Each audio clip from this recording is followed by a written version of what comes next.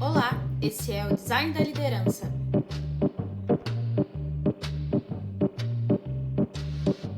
Oi, pessoal, tudo bem? Aqui é a Carol, esse é o Design da Liderança e hoje eu tenho o prazer de trazer aqui Lau Yamazaki para conversar um pouquinho com a gente sobre mentoria, liderança, design e muitas outras coisas mais que vão surgir provavelmente, porque a nossa conversa sempre rende, né, Lau?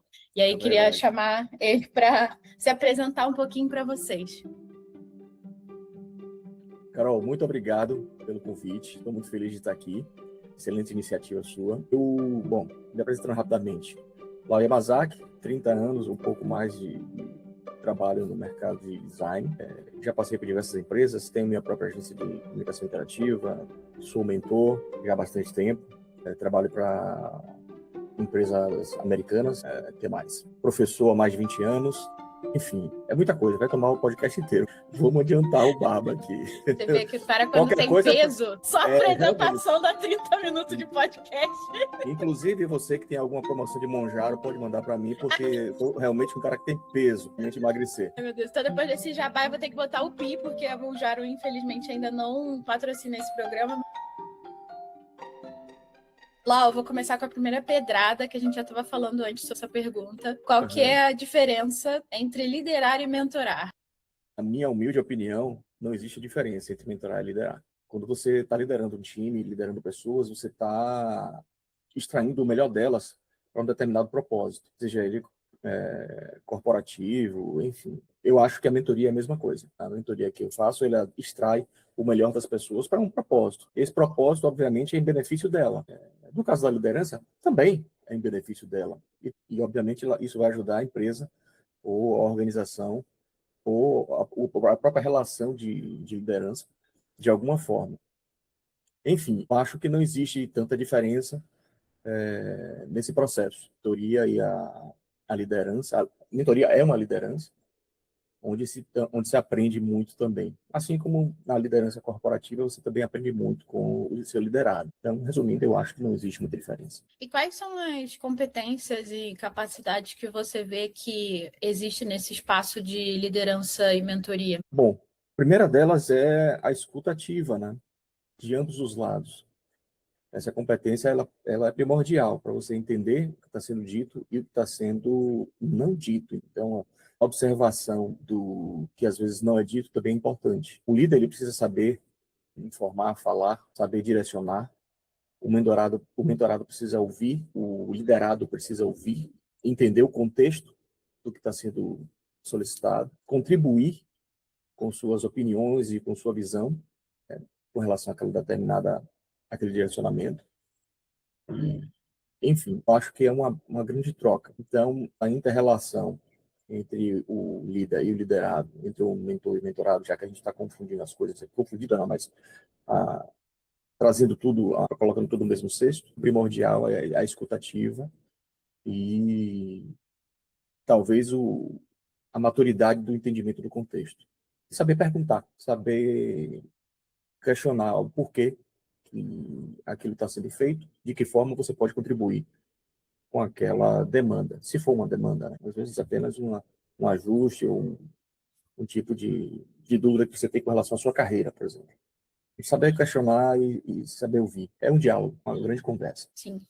E esse ponto que você trouxe é legal de explorar, que eu acho que tanto a mentoria quanto a liderança, principalmente para quem está dentro de empresa ou numa estrutura hierárquica ali, né, de resposta, as pessoas tendem a achar que o único caminho possível poder receber esse desenvolvimento é através de quem está acima. Então, elas não olham, por exemplo, para serviços como que você oferece de mentoria, de ponto de vista externo, e até mesmo uma visão também de transferência de responsabilidade da própria carreira. Então, se o meu líder não me capacita, eu não vou me capacitar. Se eu não encontro isso dentro da minha empresa, eu estou estagnado. Então, queria que você falasse um pouquinho sobre isso, que eu acredito que é algo que você deva conviver bastante aí no seu dia a dia. Verdade. Existem outras formas de você aprender, ser mentorado ou liderado, sem diretamente ser de uma forma hierarquizada.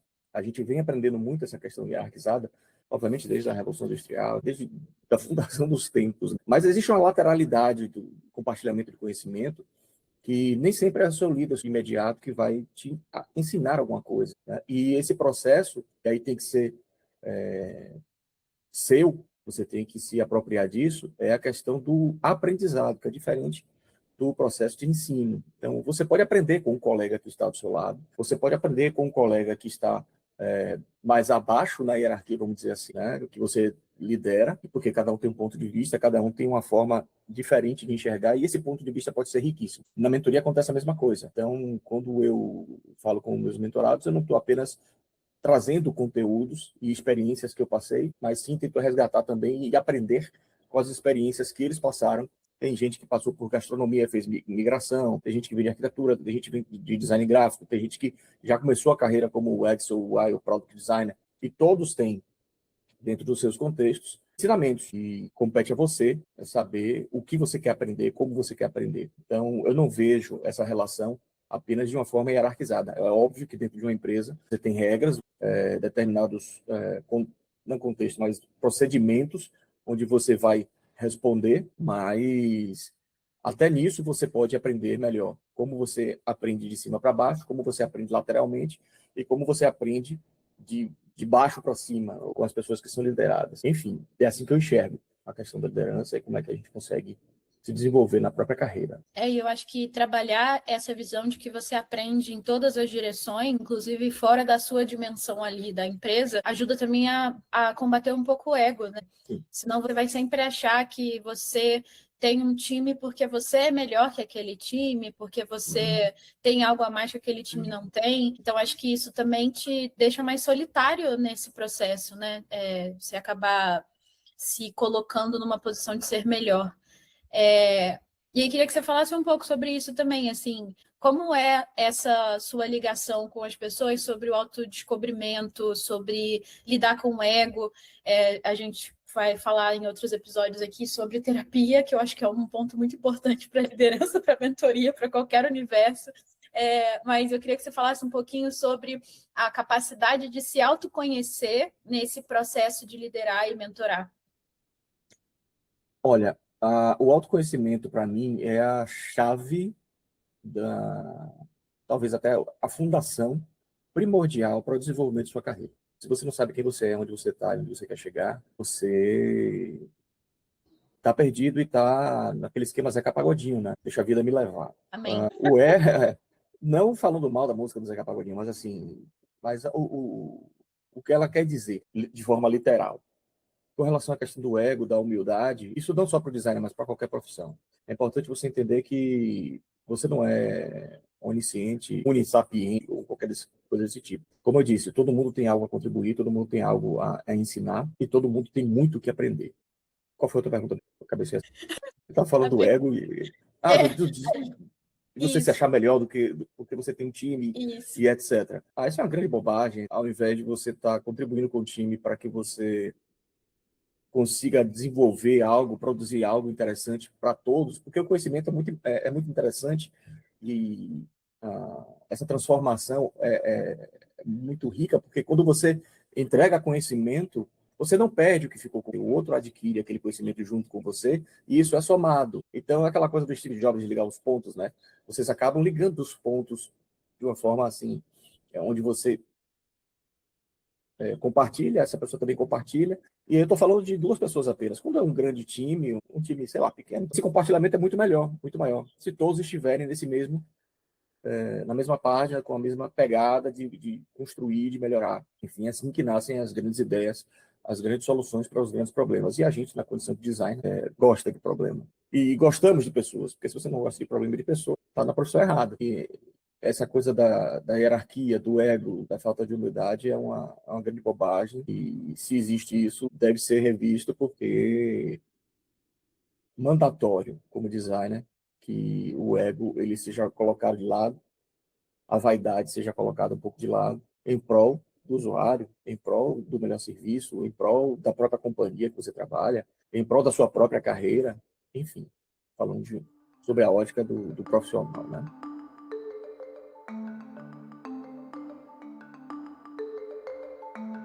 essa parte do autoconhecimento, assim, como que você vê que isso é uma capacidade que, se desenvolvida, pode somar nessa frente de ser líder e de mentorar pessoas?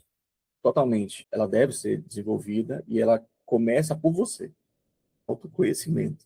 E a partir do momento que você desenvolve essa capacidade de se conhecer, de entender quem você é, e, obviamente, depois tentar bater essas informações e esses entendimentos com terceiros e verificar como essa mensagem está sendo passada sobre você para terceiros, você consegue avaliar o que realmente é verdade, o que realmente não é verdade, faz sentido, não faz sentido, e começa a crescer de forma pessoal, e obviamente isso reflete no profissional, se é que há uma dissociação entre essas duas coisas. Isso é uma das coisas que a gente bate bastante na mentoria, a questão do autoconhecimento. Você até comentou sobre terapia e tal, que para mim é uma das atividades mais importantes que todos os seres humanos deveriam fazer, contribui muito, muito para o desenvolvimento da própria maturidade, seja ela pessoal ou profissional, e faz com que você, obviamente, além de se conhecer, saiba lidar com as outras pessoas, sendo você,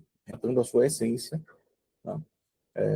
Dos escombros de expectativas das outras pessoas, seja família, seja chefe, seja trabalho, e ela fica às vezes muito escondida porque você utiliza a máscara para trafegar nesses contextos que você trafega no dia a dia.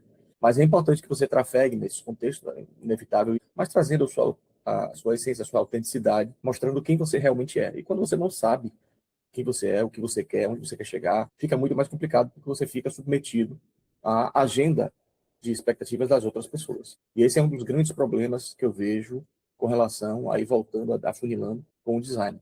Geralmente, em uma dessas três vertentes, mesmo saber quem ele é, onde ele está, onde ele quer chegar, ele falha, e boa parte das pessoas está falhando nas três.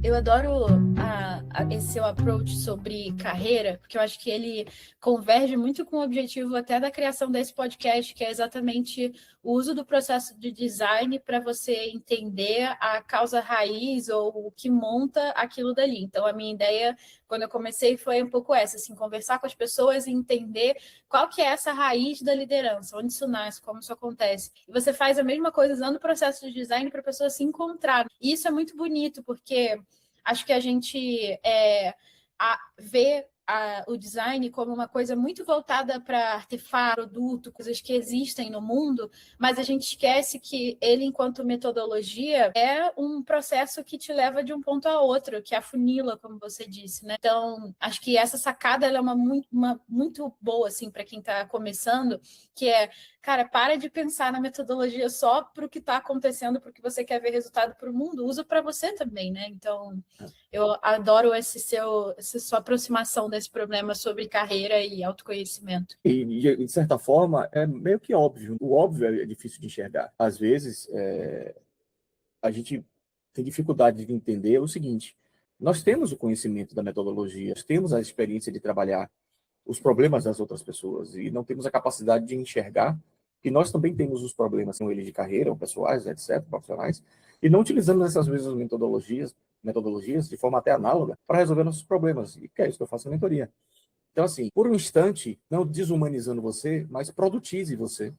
Coloque-se numa condição de produto para o mercado e comece a utilizar essa metodologia que você utiliza no seu dia a dia para as grandes marcas, para a sua empresa, em você. Então, se você faça uma pesquisa em relação a você. Se você faz ideação, faça ideação, se a gente for falar em double diamond, triple diamond, faça em relação a você, chegue no problem statement, enfim, faça seu próprio wireframe, desenvolva a sua primeira versão, seu MVP, e vá jogando isso no mercado, vá testando de forma lean, forma agile, a sua carreira de forma agile, e você vai ver que as coisas vão ser resolvidas ao longo do tempo, assim como você resolve problemas de produto. No final das contas, pode se enxergar, novamente, não desumanizando você, mas pode se enxergar como um produto. E o que é que você oferece para o mercado? O que é que você oferece para as empresas? O que é que você oferece para o seu chefe, para o colega do lado, para os seus liderados? Como você como essa caixa de sucrilho chamado Lau Yamazaki, Carol,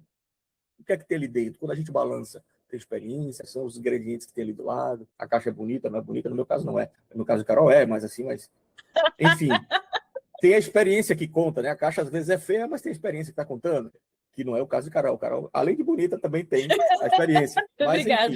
enfim, pense como produto, né? Em algum momento da sua carreira e verifique o que é que esse produto, como esse produto pode se sobressair no mercado e como é que você entrega valor para aquela família que comprou essa caixa de sucrilho para tomar no café da manhã. E tem um ponto interessante, aí vou falar da época pré-histórica, quando comecei no design também, que quando a gente está no início dessa carreira, a gente acha que o volume vale mais do que esse diferencial, né? E acho que as pessoas se enganam muito quando estão começando nesse sentido, porque acham assim, eu não fiz nada da minha vida, eu ainda não comecei, não tenho experiência, então eu não tenho esse diferencial da caixa de sucrilho, né? Se balançar, minha caixa está vazia. Só que eu acho que esse movimento, sim, é de se desumanizar, porque não é só o que você entrega para o mundo que é seu diferencial. Perfeito. E outra, a pessoa chega com os 26, 27, 28, 30 anos. Eu não fiz nada da minha vida, a não ser que ela estivesse dentro de uma caverna ou presa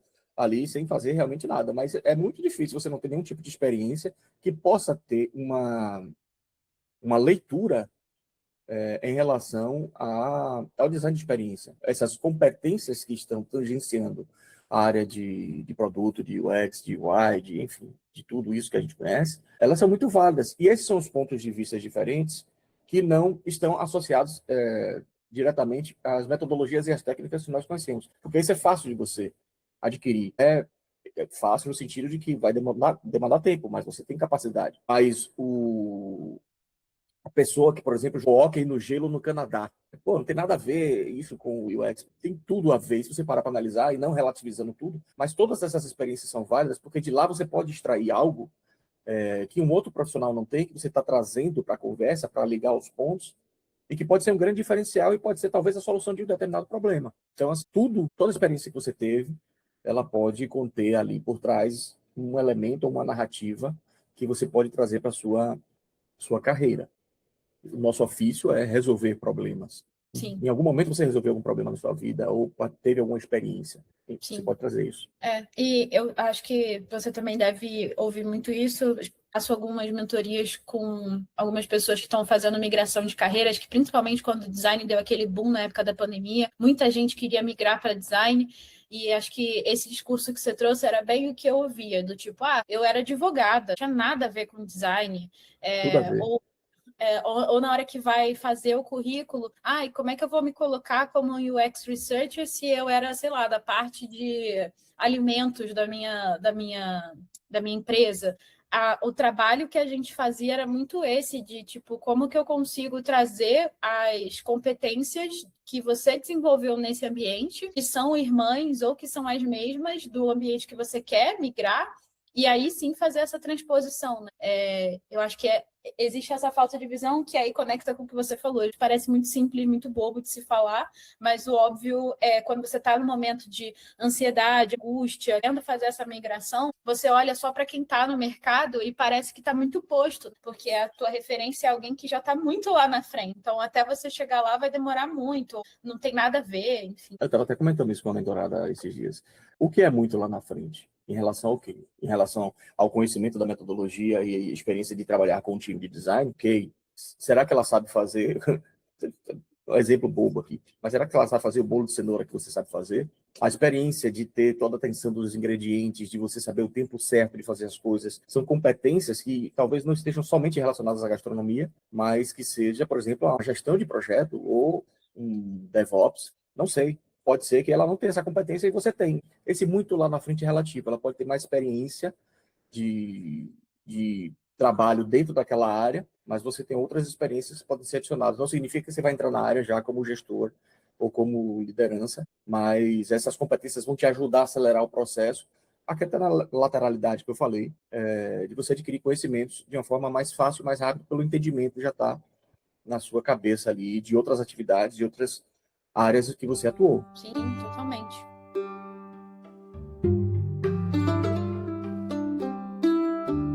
E agora, trazendo um pouco para esse universo de liderança, quando a gente fala sobre o líder e sobre tudo isso que a gente está conversando, migração de carreira e tudo mais, acho que uma visão também muito falha que a galera tem, é que a liderança ela só existe quando você está sob uma posição de hierarquia. E eu acho que esse movimento de buscar mentoria, entender qual que é o seu diferencial, entender que o que você viveu também é importante, tudo isso também é ser líder, também é você ter essa iniciativa, essa proatividade sobre a sua própria carreira. Eu queria que você falasse um pouquinho sobre isso, assim, como que você trabalha esse espírito de liderança dentro da mentoria com os seus mentorados. Basicamente, se você quer ser líder, você quer ter um cargo de liderança, você tem que ser líder primeiro.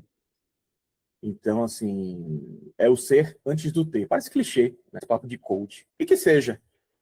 Mas, se você quer ter um cargo de liderança, você tem que ser líder primeiro. Você tem que adotar a mentalidade, vamos utilizar, então, já que a gente está falando de coach, tua visão, você tem que ter um mindset de liderança. Onde você está? Sem migrar de carreira, sendo júnior, sendo pleno, sendo qualquer que seja a denominação ou a etiqueta que coloquem em você, você tem que ser essa pessoa primeiro. Então, busque adquirir essas skills, essas habilidades, esse olhar, essa colaboração, de ser invisível, no primeiro momento. Porque o líder é aquela pessoa invisível que faz com que todos os obstáculos saiam da frente para que o time avance. Então, tente fazer isso de uma forma invisível, obviamente visível ao mesmo tempo para toda a equipe, mas seja a pessoa que é líder e que as pessoas denominem você como, entendam que você tem essa capacidade de liderança antes de você ser de ter o cargo de liderança.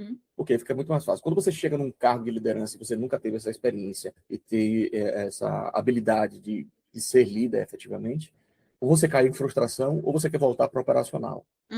Nossa, sim. E acontece muito isso, porque ela não estava preparada para ser líder. Ser líder não é fácil, demanda diversas habilidades. Então, que você treine essas habilidades antes de você, enfim, ter um cargo de liderança. Eu sempre uso essa analogia. Ninguém vai subir uma montanha, o Everest, de primeira. Vai treinar primeiro, vai andar bastante com mochila nas costas, vai ter uma preparação física, vai utilizar equipamentos corretos, para depois de um tempo, vai subir uma montanha menor, depois você vai subir uma maior, até você chegar no Everest. Então, essa é a preparação que você tem que fazer para chegar no topo dessa montanha de ser uma liderança, quer que seja esse nível hierárquico que você esteja almejando. É o ser líder antes de ter o cargo de líder.